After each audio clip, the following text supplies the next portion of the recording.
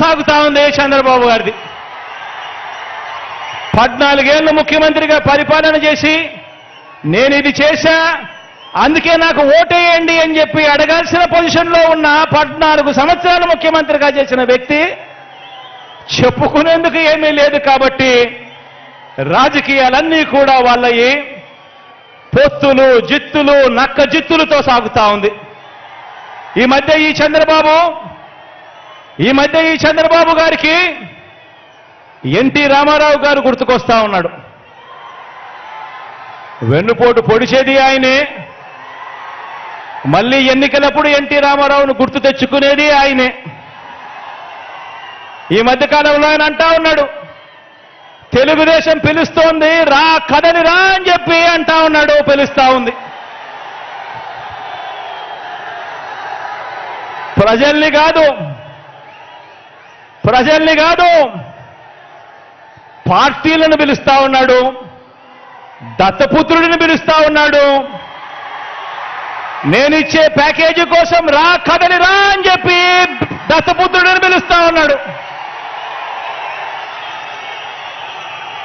వదినమ్మను పిలుస్తా ఉన్నాడు. కమలం పార్టీలో చేరి అక్కడ నా మనిషిగా రా కదలి రా అని చెప్పి వాళ్ళ వదినమ్మను పిలుస్తా ఉన్నాడు.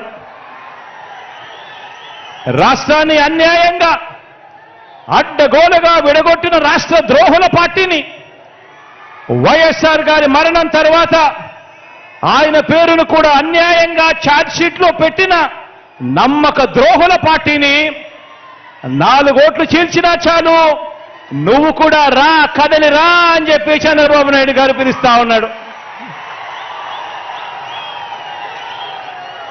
అసలు బాబుకి దత్తపుత్రుడికి వదినమ్మకు చంద్రబాబు బ్యాచ్కి ఈ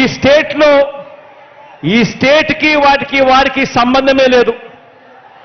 ఈ రాష్ట్రానికి వారికి సంబంధమే లేదు. ఏ ఒక్కరూ మన రాష్ట్రంలో ఉండరు. వారంతా కూడా నాన్ రెసిడెంట్ ఆంధ్రాస్.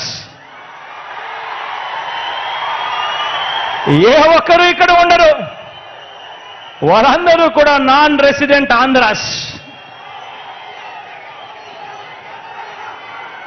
వారికి ఏనాడైనా ఎప్పుడైనా కూడా ప్రజలు ఎప్పుడు గుర్తుకొస్తారు అని అంటే ఆ ప్రజలతో వారికి పనిబడినప్పుడు మాత్రమే ఈ రాష్ట్రమైనా గుర్తుకొస్తుంది, ఈ రాష్ట్రంలో ఉన్న ప్రజలైనా వాళ్లకు గుర్తుకొస్తారు. కాబట్టే ఆయన కాబట్టే ఈ పెద్ద మనిషి సైకిల్ తొక్కటానికి 2 దాన్ని తోయటానికి మరో 2 పొత్తులో తెచ్చుకొని రా కదలి రా అని చెప్పి పిలుస్తా ఉన్నాడు. ఈ పెద్ద మనిషి చంద్రబాబు నాయుడు గారికి పొత్తే లేకపోతే కనీసం 175కు 175 చోట్ల ఎన్నికల్లో పోటీ చేయించుకునేందుకు కనీసం అభ్యర్థులు కూడా ఈ పెద్ద మనిషి చంద్రబాబు నాయుడు గారికి లేరు. ఇలాంటి దిగజారుడు పార్టీలన్నీ మీ జగనన్నే టార్గెట్గా ఆయుధాలు రెడీ